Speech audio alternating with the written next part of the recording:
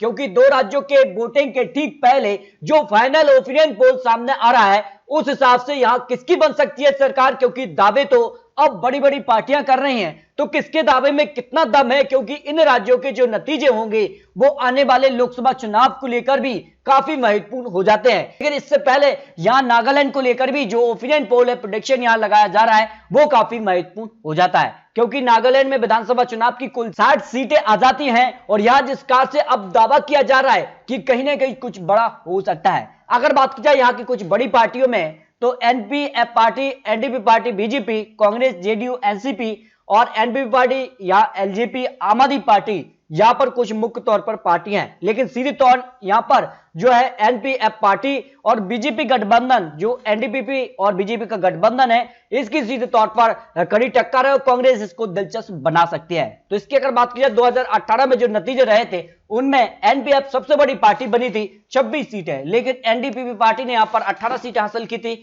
और बीजेपी ने यहां पर 12 सीटें जीत हासिल की थी। दोनों गठबंधन के तौर पर सरकार में रहे, लेकिन इस बार कुछ बड़ा हो सकता है। यहां के क्या कुछ आंकड़े बन सकते हैं। अगर बात की जाए 2018 में बीजेपी को 12 सीट के साथ या 15% वोट शेयर मिला था, जहां कांग्रेस को 0 सीट लेकिन वोट शेयर 2% और एनपीएफ पार्टी को यहां 26 सीटें 38% वोट शेयर के साथ मिली थी और यहां एनडीपी पार्टी को 25% वोट शेयर या 17 सीटें मिली थी। तो इस बार क्या कुछ आंकड़ा बन सकता है। इसके अलावा लोकसभा चुनाव 2019 के नतीजों की भी बात की जाए तो एक सीट यहां से आती है जिस पर एनडीपी पार्टी ने यहां कब्जा जमाया था और यहां पर जो है सीधे तौर पर उनको करीब 5,05,010 वोट मिले, 49% वोट शेयर रहा था, जबकि कांग्रेस यहां दूसरे नंबर पर रही थी, कांग्रेस को भी 48% वोट शेयर मिला था। लेकिन अब यहां माना जा रहा है कि यहां कुछ भी हो सकता है। जो ओपिनियन पोल यहां निकल कर आ रहा है जिसमें एनडीपी पार्टी को 22 से 24 सीटें मिल सकती हैं, यहां एनपीएफ पार्टी को 12 से 14 सीटें, जो जानकारी रही उस हिसाब से यहां एनपीएफ पार्टी के बड़े जो यहां पर विधायक है, कार्यकर्ता है, वो एनडीपी पार्टी में शामिल हो गए, जिससे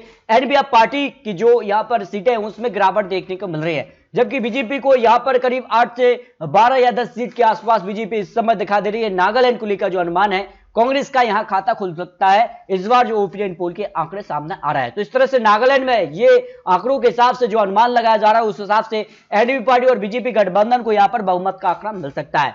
मिशन 2023 के लिए मेघालय को लेकर जो अनुमान है ओपिनियन पोल का, वो बेहद ही चौंकाने वाला सामने आ रहा है, क्योंकि कुल 60 सीटें आती है और इस बार टीएमसी चुनावी मैदान में है और बीजेपी अपने दम पर चुनाव लड़ रही है, जबकि कांग्रेस और एनपीपी पार्टी के बीच कड़ी टक्कर हो सकती है। लेटेस्ट सर्वे के हिसाब से यहां 31 सीटें यानी बहुमत का आंकड़ा किसको मिल सकता है, क्योंकि यहां पर जो एनपीपी पार्टी है वो अब अकेले चुनावी मैदान में रही है। अगर 2018 के आंकड़ों में बात की जाए तो बीजेपी को यहां पर 2 सीटें मिली थी, लेकिन इस बार बीजेपी अपने दम पर दावा कर रही है कि वो यहां पर बहुमत का आंकड़ा जुटा लेंगी। कांग्रेस को सबसे ज्यादा 21 सीटें और एनसीपी पार्टी को 1 सीट, एनपीपी पार्टी को 19 सीटें मिली थी। इस तरह से अगर बात की जाए तो इस बार क्या कांग्रेस जो सबसे बड़ी पार्टी बनी थी 2023 के अंदर मेघालय में कुछ बड़ा कर पाएगी, ये काफी महत्वपूर्ण हो जाता है।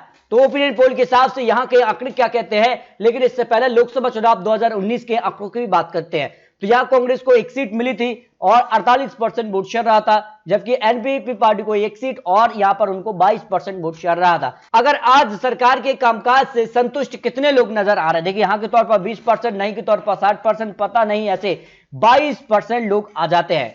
जबकि मेघालय में अगला विधानसभा चुनाव कौन जीत सकता है, इस पर जो ओपिनियन पोल के आंकड़े हैं उस पर 44% वोट शेयर कांग्रेस के पक्ष में जा सकता है, एनपीपी पार्टी को 22% और बीजेपी को 6% से ज्यादा बढ़ सकता है, और अन्य की बात की जाए तो 28% से ज्यादा, यानी बीजेपी का ग्राफ यहां बढ़ सकता है, लेकिन कांग्रेस का ग्राफ और आगे दिखाई दे रहा है। ओपिनियन पोल के हिसाब से जिस तरह से 2018 में कांग्रेस सबसे बड़ी पार्टी बनी थी, उस हिसाब से कांग्रेस की यहां पर जो है अब अलग अलग चुनाव पार्टी लड़ रहे हैं, तो उसका फायदा कांग्रेस को मिल सकता है। भारतीय जनता पार्टी का भी ग्राफ बढ़ रहा है, करीब 10 से 12 सीटें उनके पक्ष में जा सकती है और एनपीपी पार्टी को 18 सीटें, कांग्रेस को 31 सीटें मिल सकती है।